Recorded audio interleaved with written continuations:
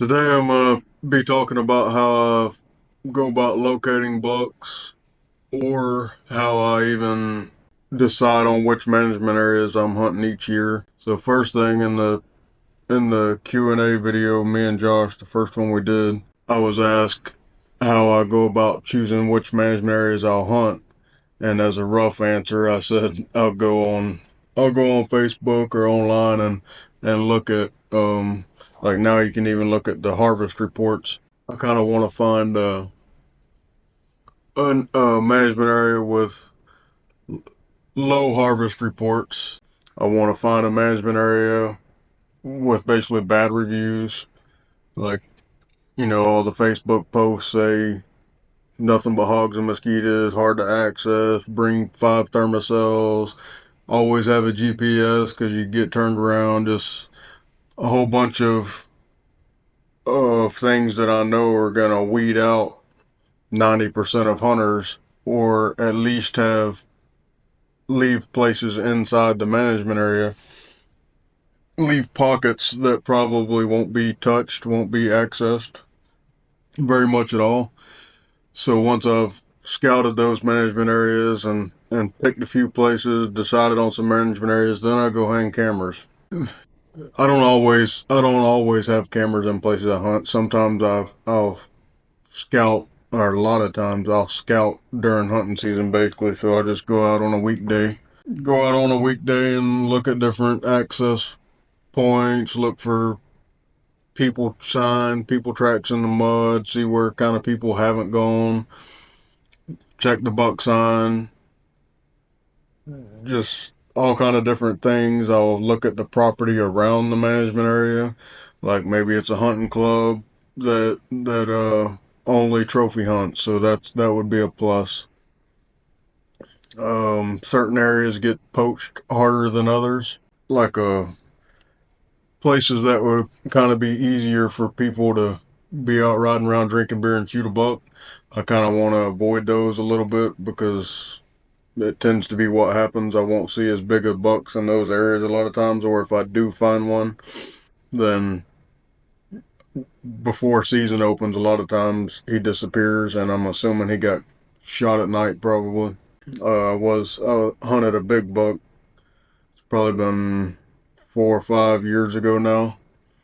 It was one of those type of situations. I found just looked up and found him in his bed, and he was a 135-inch deer probably. I think he was 11 point.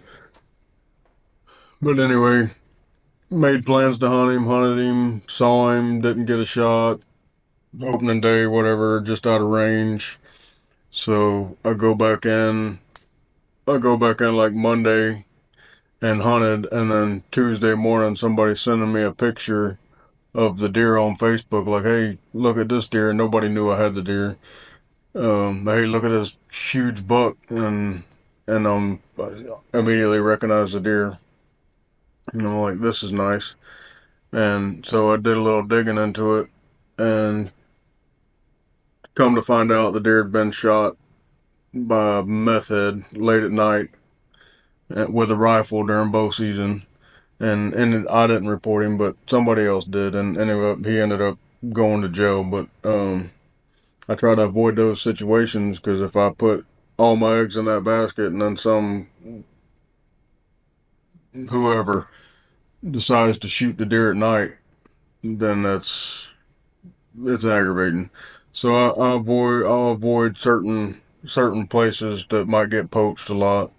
But anyway, now say using that information, I've already I've already focused in on 3 or 4 different management areas, and the distance from my house doesn't really I don't really figure that in the equation too much.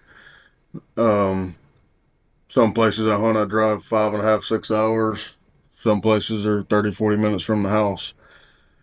The places I hunt the most are actually farther from the house. My favorite places are in the hour to 2 hour range from the house, and I'm driving that basically every day. Leave it.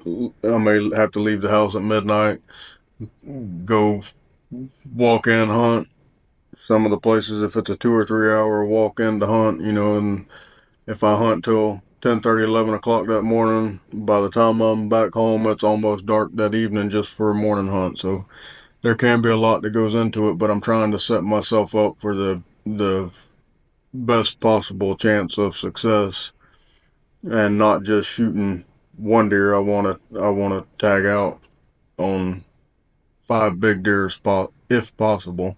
Sometimes I don't have that opportunity. A lot of times I don't have that opportunity because I'm running dogs with the kids and things like that, and that's not really trophy hunting. That's shooting legal bucks in front of the dogs. So I'll burn permits or burn tags on that.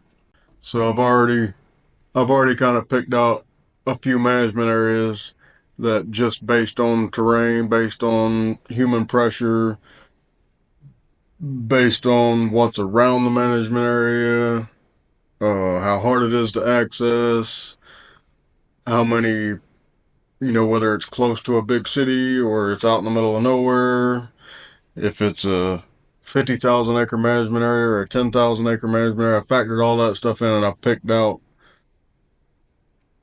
a handful of management areas that I'm really going to look at and go hang some trail cameras, and some areas inside those management areas where I'm going to go hang some trail cameras.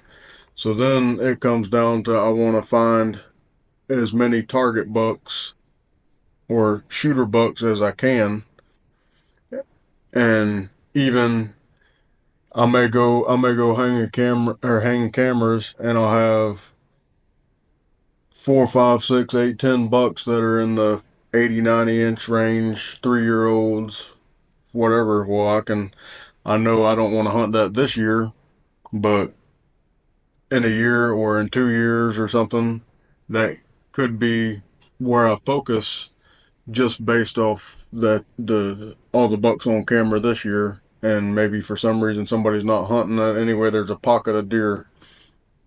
So I'm going to write that in my journal basically, and I know in a couple years that might be a spot I need to go look at. But I want to use the cameras to locate basically the highest concentration of bucks as I can.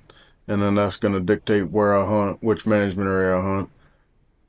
So, and basically what I'm calling a shooter is a older deer, but a lot of times that, horn wise, that's going to be in the 115 to 130 range. Occasionally I'll find a 140, but I don't get too hung up on a one particular deer. If I can locate if I can locate multiple deer, multiple shooters in a area inside a management area, then that's kind of gonna influence where I hunt. So I'm looking at access. I have to be able to get in there and get close and hunt it. When I'm walking these areas and stuff, I'm looking at access. I'll mark tracks on my phone using OnX or something, but I have to be able to get in there and hunt these areas without spooking deer. So if I find a place that just has great access to where I can get in and hunt these areas without spooking deer over and over and over, then my chances go up. So there's several things that will influence where I pick. It's not always to hunt. It's not always because I found a giant buck here. Um, and typically what happens is I end up finding way more big bucks than I can hunt in a single season. So some of them, I'm writing them all down, but some of them I may not hunt. I may not even go back and check on it for 2 or 3 years, just because I'm gonna pick my highest odd what I think are the highest chances of success, and that's where I'll go hunt. Another thing will be old deer, old bucks. Uh, um, if I can find a overlooked pocket, a place that's really not getting any kind of human pressure for whatever reason.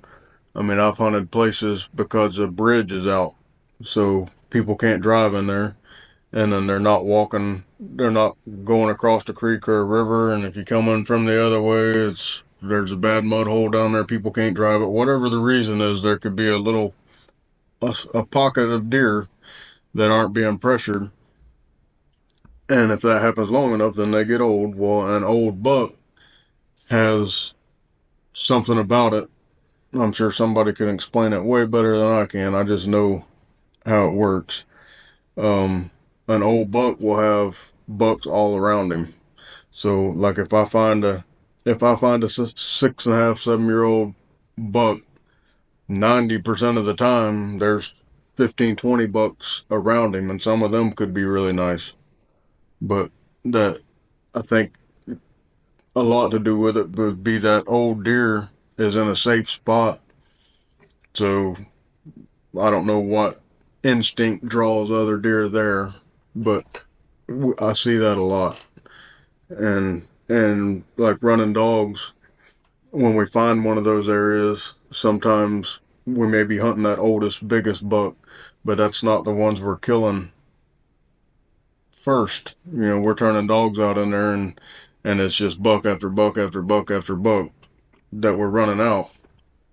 I mean, sometimes we'll find 30, 35 bucks in a little corner or area, and we may get to hunt that piece for 4, 5, 6 years when it's really good hunting. One of the places I'm gonna archery hunt this year is it's kind of that way. It's not good. It's not real good early season because the deer are kind of too spread out and things like that. But once the hunting pressure picks up and guys start hunting all around the pretty oak ridges and hunting the feed trees and all that stuff, it pushes these deer down in a swamp that really people don't go just because it's so hard to get in there. Mud sinking up to your thighs, and it's miserable to walk and to access. But once the deer get pushed in there, it's one of those places where I might not get a shot, or I might not see that biggest buck, or I could possibly let them smell me or whatever. But it's one of those places where I can go, and pretty much any day I'm seeing legal bucks. Not always the biggest, but a lot of times places like that, I'll let all the 100-inch bucks walk, just because I know they're probably, other than outside a rut and one getting caught up with a doe somewhere, those bucks probably aren't going to get killed, even though there's guys got to have them basically completely surrounded. They're probably going to live. So, and I don't see, like, there's very few exceptions. There's some deer, there's some younger bucks each season. Like, say if I have 15, 20 bucks on these cameras around this area, there's 4 or 5 younger bucks, mostly the 2 year olds, that are little basket rack eights and stuff like that. They'll disappear early. Opening week of gun season or something. I never see them again, and I'm assuming they were out running around being stupid and somebody killed them. But the big ones, if me or basically 2 other guys that hunt around this area, if one of us don't shoot those deer, then they just die of old age, and we'll watch them go from big 10 points all the way back down to spikes with nubs, and then they disappear. But where I have a little bit of advantage on people is just I've been doing this style hunting since I was old enough to start hunting. So I've majority of any management area that I would hunt in the state of Florida, basically I have hunted. There's a bunch of them I haven't hunted, but it'd be places that I never will hunt because there's not any overlooked areas. There's if a buck gets to live, gets to get old, it's strictly because he was lucky. And I want to avoid that. I want to hunt areas where bucks can get old. So that's what I'm looking for throughout the state. I don't, I don't care whether I drive 5 hours or if it's 30 minutes from the house. Uh, the management area is right around the house that I do hunt occasionally. Most of the time, it's a day a year, a day each season, maybe 2 days a season. Sometimes I'll find a big buck and I'll hunt him a little bit, but um, it's really just a few little isolated areas. I know, like, the management area may be 55,000 acres, but there's only four areas that's gonna let a buck get old. So I can kind of check those areas and know whether it's gonna be worth hunting or not. If I don't have if I don't have something great lined up or conditions are bad for one of the big bucks I want to go hunt, then I'll run out to a management area by the house, or I'll go to a new management area or somewhere I haven't been in a while and basically scout hunt during hunting season. But it's really more for the information. One thing I do enjoy is shooting a buck strictly off of map scouting. So a couple days a year or a couple days a season, I may pick a place, just study some maps, pick a place, drop a pin, go hunt it. But situations where I drop a pin and go hunt it, a lot of times I'm not after the trophy. I'm just enjoying a hunt. And if a nice legal basket rack buck walks by, he's coming out with me. As much as I enjoy going after the biggest buck or the oldest buck, it's not always about that. I enjoy I enjoy making a hunt come together for whatever reason, and it could strictly be because of what I had to go through to get out there to an island or something. For instance, I don't know how good you can see it, but that top 8 point there behind me, I shot that one on a management area beside or close to the house. But that was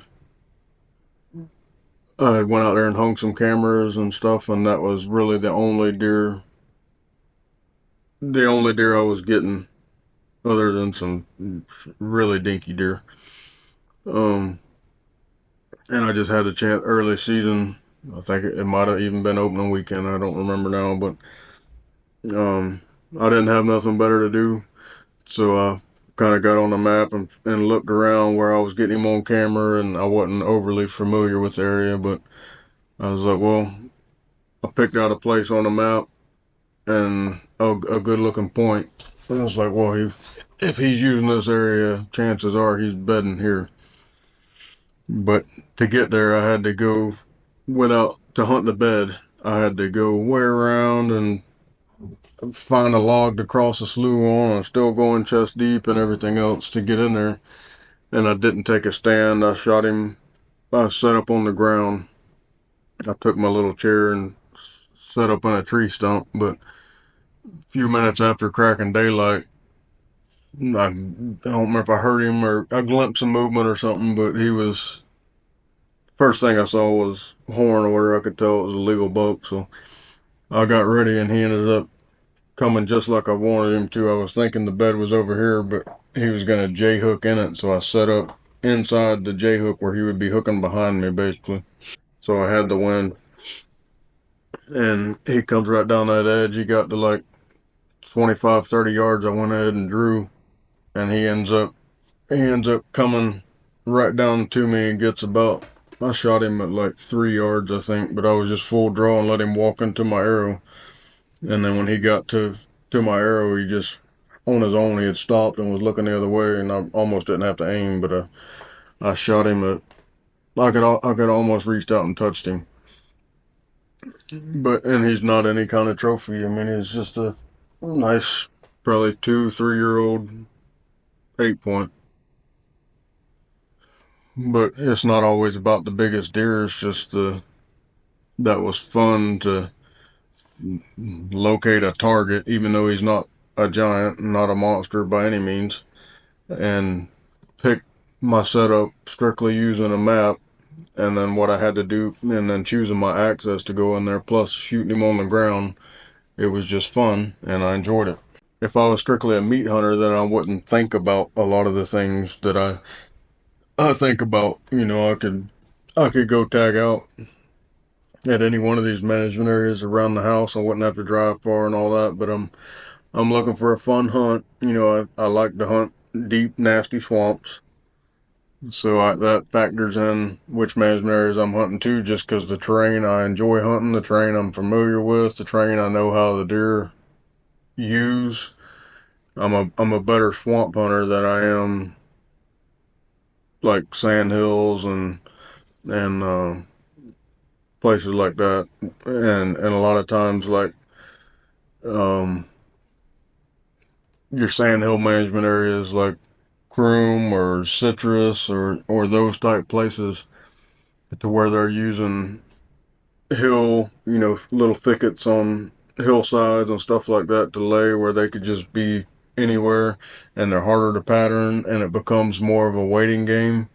Just it becomes a matter of how much time you put in the stand and how successful you are. That's not what I enjoy. I kind of measure success on how little time I put into the deer.